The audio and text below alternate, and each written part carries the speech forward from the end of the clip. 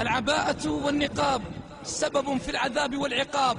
عباءة على الأكتاف ضيقة مزخرفة الأطراف، هذه عباءة للستر أم فستان زفاف؟ شرع الله العباءة لستر الزينة والجمال لا للتجمل وجذب أنظار الرجال، فمتى ما كانت العباءة للزينة انقلبت عليك نكالا ووبالا بين يدي الله تعالى.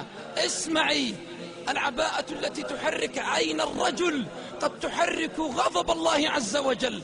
هذا إذا حركت عينه، كيف إذا حركت قلبه، كيف إذا حركت شهوته. كم من رجل مفتون بعباءتك والعيون ستسألين عنه يوم لا ينفع مال ولا بنون.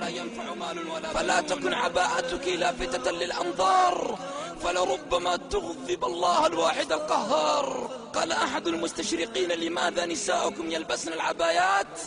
فقال له أحد المسلمين: لأنهن لا يريدن أن ينجبن إلا من رجل واحد. بوركت من حورية في جنة تختال بين الروض والأنهار. طوبى لك الحسنى بها وزيادة هي رؤية الرب الغفور الباري.